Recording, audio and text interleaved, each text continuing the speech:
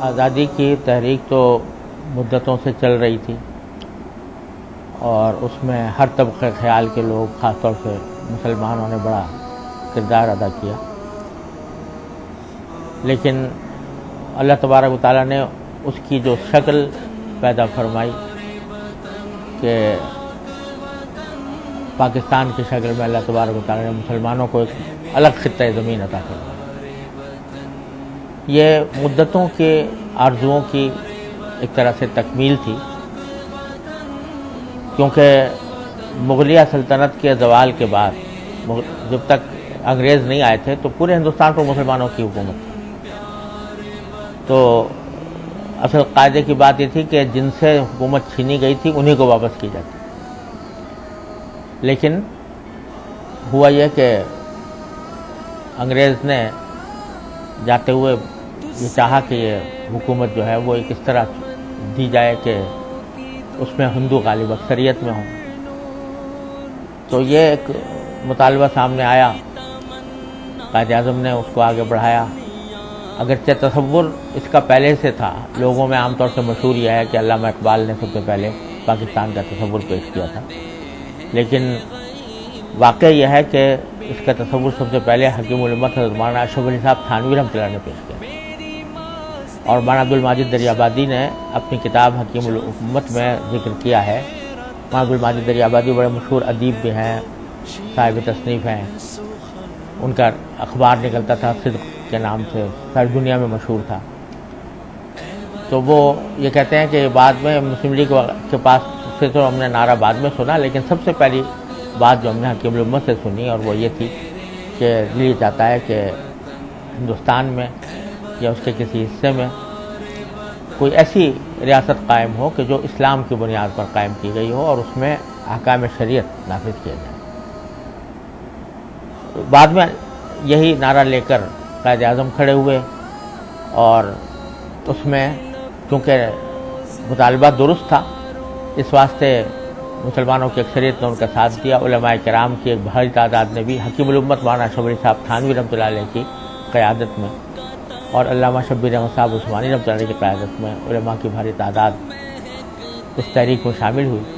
ہم بچے تھے جب یہ نعرے سنا کرتے تھے کہ پاکستان کا مطلب کیا، لا الہ الا اللہ، گلی گلی یہ نعرہ گونجتا تھا۔ آج اس تحریک کے دیکھنے والے تو بہت کم رہ گئے ہوں گے، لیکن ہم نے اپنے بچپن میں دیکھی ہے،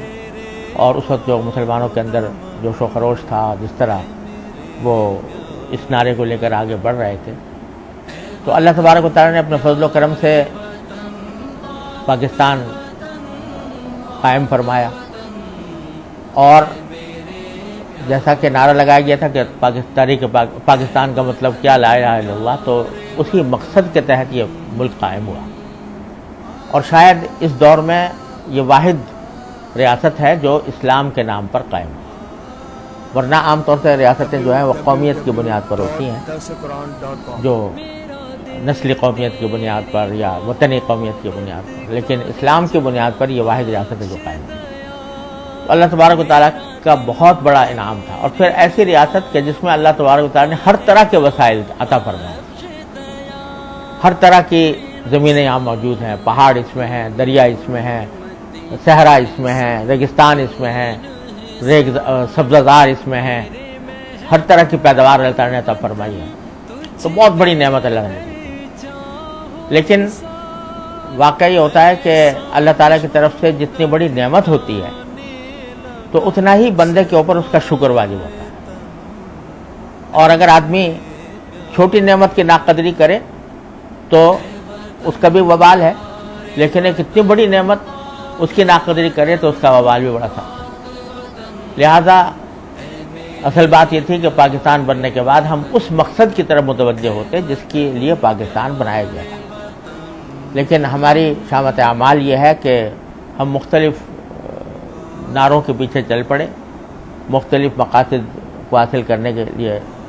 سرگرداں ہو گئے، تو اس کی وجہ سے ہم ابھی تک اس منزل تک نہیں پہنچ سکے جس منزل کے لیے پاکستان بنایا گیا تھا۔ لیکن اس کے باوجود الحمدللہ پاکستان موجودہ حالت میں بھی اس کے رہنے والوں کے لیے ایک بہت بڑی نعمت ہے، اب بھی بہت بڑی نعمت ہے۔ اور پیغام یہ ہونا چاہیے، ہر ایک مسلمان کو یہ پیغام جانا چاہیے، خاص طور سے جب یوم آزادی مناتے ہیں تو اس وقت میں خاص طور پر، کہ ہر ایک انسان یہ سوچے کہ اگر فرض کرو کہ پاکستان نہ بنتا تو اس کا کیا حال ہوتا، وہ کہاں ہوتا، کس کی غلامی میں ہوتا، کیا صورتحال ہوتی۔ اللہ تبارک و تعالیٰ نے یہ نعمت عطا فرمائی ہے تو اس کا شکر یہ ہے کہ اس کے احکام کی اطاعت کی جائے، اور اس پاکستان کو صحیح معنی میں پاکستان بنانے کے لیے ضروری ہے کہ جس بنیاد پر وہ قائم ہوا تھا اسی بنیاد کو سب سے اول اہمیت دی جائے، کہ وہ کیا ہے، انما المؤمنون اخوہ، کہ سارے مسلمان بھائی بھائی ہیں۔ لہذا جو تعصبات ہیں، چاہے وہ لسانی تعصبات ہوں، چاہے وہ فرقہ وارانہ تعصبات ہوں، مسلکی تعصبات ہوں، ان کو بالائے طاق رکھ کر اس مملکت کو صحیح معنی میں ایک اسلامی ریاست بنانے کی جد و جہد کریں، اور اس کا راستہ بند نہیں ہے، کھلا ہوا ہے۔ اور اگر ہم میں سے ہر ایک شخص اپنی زندگی کو اللہ تعالیٰ کے اور اللہ کے رسول صلی اللہ علیہ وسلم کے احکام کے مطابق بنائے، اور اس بات کی جد و جہد کرے کہ ہمارا معاشرہ بھی اسی مقصد کے تحت آگے چلے، تو کچھ بعید نہیں ہے کہ اللہ تبارک و تعالیٰ وہ خواب جو ہمارے بزرگوں نے دیکھا تھا اس کی تعبیر ہمارے سامنے آ گئی۔ تو انشاءاللہ جوں اس مقصد کے تحت قدم بڑھائے جائیں گے، اللہ تعالیٰ کی طرف سے انشاءاللہ مدد ہوگی۔ اب بھی اگر موازنہ کیا جائے پاکستان کا، باوجود اپنے تمام خرابیوں کے، دوسرے ممالک کے ساتھ اگر موازنہ کیا جائے تو الحمدللہ اب بھی بسا غنیمت ہے، اور اب بھی اللہ تبارک و تعالیٰ کی رحمت سے ہم دوسرے ملکوں کے مقابلے میں بہتر پوزیشن میں ہیں۔ اس کو مزید بہتر بنانے کی ضرورت ہے، اس کی جو بنیاد ہے اس کی طرف متوجہ ہونے کی ضرورت ہے۔ اللہ اور اس کے رسول صلی اللہ علیہ وسلم سے بغاوت چھوڑ کر اللہ اور اس کے رسول صلی اللہ علیہ وسلم کے احکام کی طرف چلنے کی ضرورت ہے۔ یہ ہوگا تو انشاءاللہ ہمارے قدم بڑھتے جائیں گے۔ مایوسی کی کوئی وجہ نہیں ہے، مایوسی پھیلانا بھی بڑی غلط بات ہے، یعنی چونکہ حالات خراب ہوتے ہیں تو بسا اوقات لوگ ایسی باتیں کرتے ہیں جس سے مایوسی پیدا ہوتی ہے۔ مایوسی ایک مسلمان کا شیوا نہیں ہے۔ مسلمان کا شیوا یہ ہے کہ اگر کوئی خرابی ہے تو اس خرابی کو بہتر بنانے کی کوشش کرے اور آخر دم تک کرتا رہے۔ کوشش بذات خود مقصود ہے، اگر اللہ کی رضا کی خاطر ہو تو کوشش بذات خود مقصود ہے۔ جو آدمی کوشش کر رہا ہے وہ کامیاب ہے، نتائج اللہ تعالیٰ کے قبض قدرت میں ہے، لیکن صحیح رخ پر۔ اے وطن پیارے وطن، پاک وطن، پاک وطن،